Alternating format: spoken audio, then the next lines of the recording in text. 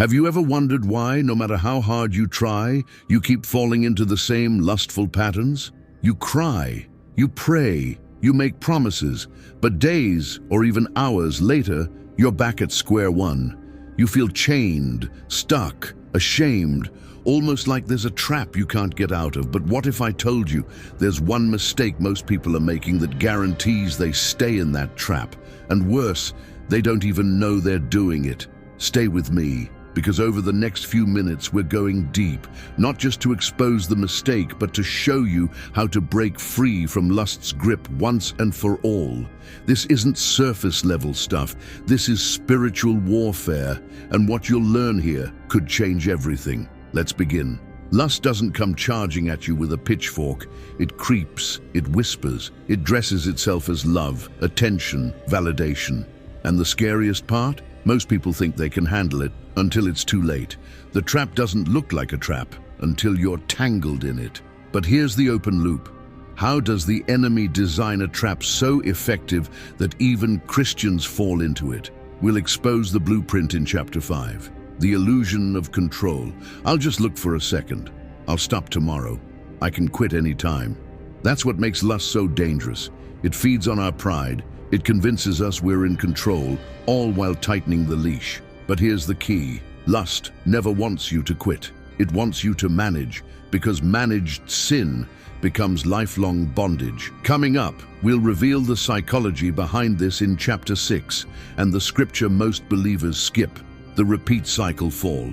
Regret, repent, repeat. Sound familiar? This cycle isn't just frustrating, it's strategic. The enemy uses repetition to rewire your spirit and numb your convictions. But here's the twist.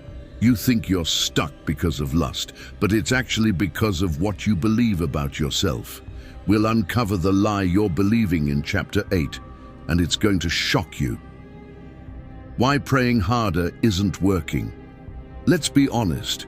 You've prayed, you've fasted, you've cried out to God. So why hasn't the chain broken? Because sometimes God isn't waiting to act. He's waiting for you to recognize something crucial. And this is the part churches often skip. We'll dive into why spiritual freedom isn't just about asking, it's about alignment in chapter 10. The blueprint of lust's trap. Here's what the enemy knows. Visual stimulation triggers dopamine. Secrecy magnifies shame. Shame leads to isolation. Isolation weakens accountability. That's the blueprint. And guess what? It works. Every time. Unless you flip the script. And that starts with what we reveal in chapter 11, the 3-step exposure strategy. Lust's partner in crime, pride.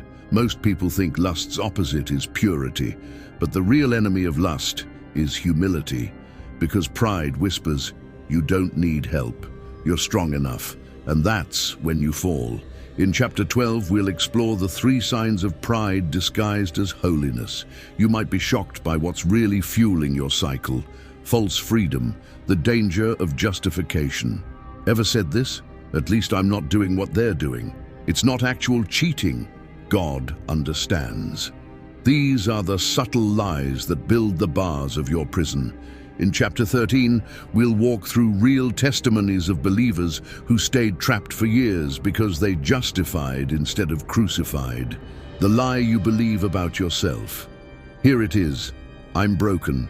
That belief gives lust legal ground to keep knocking on your door. Because broken people seek comfort, and lust pretends to comfort.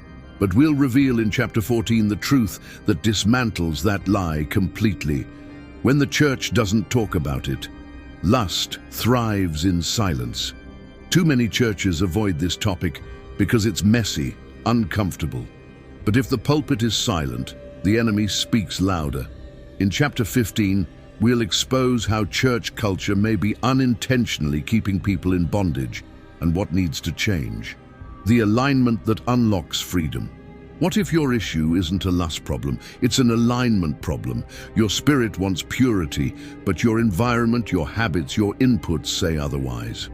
Chapter 16 unpacks how realignment works, spiritually, mentally, and physically. The 3-step exposure strategy: light breaks darkness, but not just any light, intentional exposure. In this chapter, we reveal the 3 practical steps to dismantle secrecy. 1.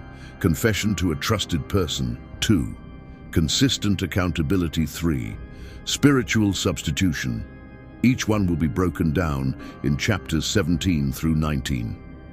Holiness isn't a personality type. Some people think purity is for the really spiritual. Wrong. Purity is a discipline, not a personality. We'll demolish this myth in chapter 20 with scriptural proof and stories of transformation. Why lust feeds on your schedule, idle time, late nights, scrolling, isolation. Lust doesn't just wait for moments, it waits for patterns. In chapter 21, you'll learn how to build a schedule that starves your triggers, lust and the nervous system. Did you know lust can rewire your brain?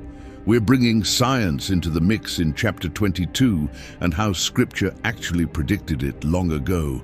Fasting, the secret weapon prayer, is powerful, but fasting breaks strongholds.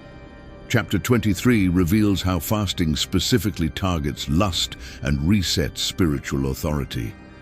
Confession. What to say and who to tell. It's not just about confessing, it's how and to whom. Chapter 24 gives you a framework that protects you while freeing you. Accountability that actually works. Accountability is more than checking in, it's battle strategy. In chapter 25, we give you questions, structure, and how to find the right person. Spiritual substitution. Don't just remove, replace. You can't just stop sinning, you need to fill the space. Chapter 26 introduces you to 5 spiritual practices that crowd out lust. The Daniel strategy. Daniel chose purity before the temptation came. That's your key. Chapter 27 teaches you how to pre-choose purity like Daniel. What you watch is worship entertainment isn't neutral. What you consume either builds altars to God or to flesh. Chapter 28 will help you detox your digital diet. Victory is a daily choice.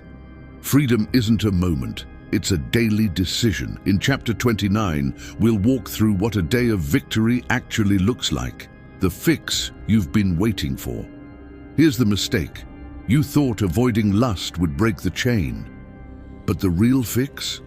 Chasing something greater. In our final chapter, we reveal the one pursuit that makes lust lose its grip. Don't miss it. Rewiring through fasting. Fasting is more than skipping meals, it's spiritual surgery. When you fast with intention, you weaken the flesh and amplify the spirit. Your senses become sharper, your spiritual ears open wider. We'll break down different types of fasting and how you can use this ancient practice to silence the cravings of lust. What to say in confession.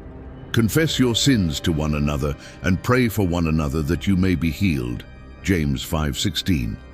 But most people don't know what to say. In this chapter, we provide a simple confession script, not rehearsed but honest, raw, and healing. We'll also cover who to confess to and how to identify someone spiritually mature enough to hold space for your breakthrough. Accountability in real life. Accountability isn't your friend texting, "How are you doing today?" It's consistent, structured, and centered around transformation. We'll give you a weekly accountability template, deep dive questions, spiritual check-in formats. This chapter helps you build a team that makes relapse nearly impossible. Replace the desire, don't suppress it. Trying to bury lust doesn't work. You must replace it. With what? Worship, deep scripture study, serving others, God-centered creativity, physical discipline. This chapter shows you how to turn your cravings into consecration. The Daniel decision. Daniel didn't wait until the test to make his decision. He resolved in his heart ahead of time. In this chapter, we teach you how to build pre-made resolutions that automatically kick in when temptation arises. Resolve before the scroll. Choose before the click. Decide before the moment. Detoxing your digital diet. Every scroll, every show, every click, it's all spiritual food. What you consume becomes what you crave. Here, you'll learn how to Audit your digital life. Remove triggers, install tools and filters. Create a media plan that fuels righteousness, a day of victory. What does a real victorious day look like? In this chapter, we walk through a sample day, morning spiritual disciplines, midday resets, evening boundaries, emotional regulation. It's not about perfection, it's about patterns.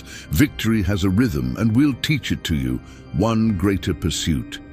Here's the truth. You don't beat lust by avoiding it. You beat it by pursuing something infinitely more beautiful. That something is intimacy with God.